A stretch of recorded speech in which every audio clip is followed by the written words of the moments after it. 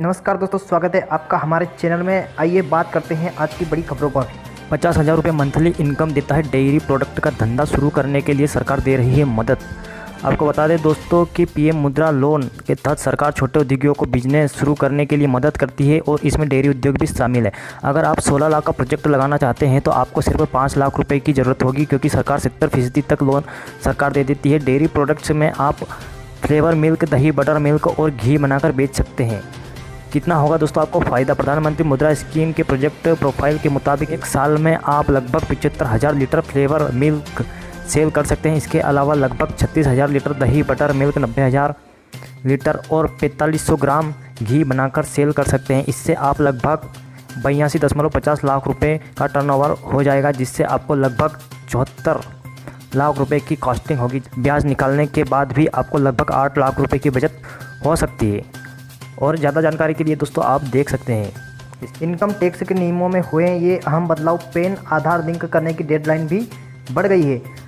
दोस्तों, सरकार ने वित्त वर्ष 2018-19 के लिए मूल अथवा संशोधित आयकर रिटर्न दाखिल करने की समय सीमा बुधवार को 1 महीने और बढ़ाकर आगामी 31 जुलाई और आधार संख्या को पैन के साथ जोड़ने की समय सीमा भी बढ़ाकर 31 मार्च 2021 तक कर दी है। केंद्रीय प्रत्यक्ष कर बोर्ड ने एक अधिसूचना के जरिए वर्ष 2019 के दौरान कर छूट पाने के वास्ते विभिन्न योजनाओं में निवेश के लिए समय सीमा भी 1 माह बढ़ा कर 31 जुलाई 2020 कर दिया है। भाई दोस्तों, अगली बड़ी खबर निकल के आई है। दिल्ली में समय से पहले पहुंचा मानसून, बिहार में भारी बारिश के कारण रेड अलर्ट। दोस्तों, आपको बता दें कि अगले 3 दिनों में इन इलाकों में भारी बारिश होगी। अगले 3 दिनों में मौसम विभाग ने असम, मेघालय, अरुणाचल प्रदेश, बिहार, उप हिमालयी, पश्चिम बंगाल और सिक्किम में भारी से बहुत भारी वर्षा की चेतावनी दी गई है। यहाँ बाढ़ की भी संभावना है। मौसम विभाग ने इसकी सूचना राज्य और केंद्र सरकार को दे दी है। और वहीं उत्तराखंड, हरियाणा के कुछ हिस्सों में, दक्षिणी गुजरात और मध्य प्रदेश के पश्चिमी भागों में हल्की बारिश के साथ कहीं कहीं मध्यम बारिश हो सकती है। ये बात करते हैं गलवान घाटी में पीछे हटे चीन के सैनिक कोर कमांडर की बैठक में दिया था हटने का आश्वासन। दरअसल दोस्तों, आपको बता दें कि पूर्वी लद्दाख में भारत और चीन की सेनाओं के बीच लंबे समय से तनातनी चल रही है। वैसे दोस्तों, आपको बता दें कि पूर्वी लद्दाख में भारत और चीन की सेनाओं के बीच लंबे समय से तनातनी चल रही है।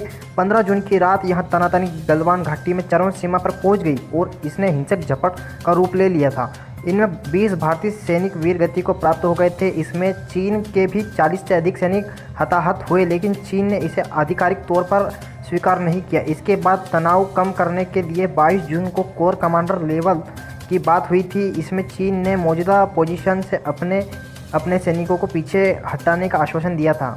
खबर निकल के आई है 27 जून को 12:30 पर आएंगे 56 लाख छात्रों के परिणाम। पहली बार मिलेगी degree digital marksheet. UP board result 2020 छात्रों के बीच स्वास्थ्य का पूरा ख्याल रखते हुए बोर्ड ने फैसला किया है कि इस बार छात्र छात्राओं को डिजिटल हस्ताक्षर वाली मार्कशीट दी जाएगी। वही दोस्तों, कोरोना को लेकर बड़ी खबर निकल के आई है। 24 घंटों में देश में कोरोना के करीब 17,000 नए केस आए हैं। 418 लोगों की मौत हो गई है और 13,000 लोग रिकवर हो गए हैं।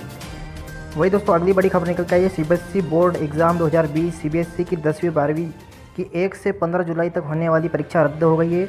दरअसल दोस्तों, आपको बता दें कि सीबीएसई बोर्ड की 10वीं और 12वीं क्लास के बचे हुए एग्ज़ाम को कराने की याचिका पर सुप्रीम कोर्ट में सुनवाई हुई।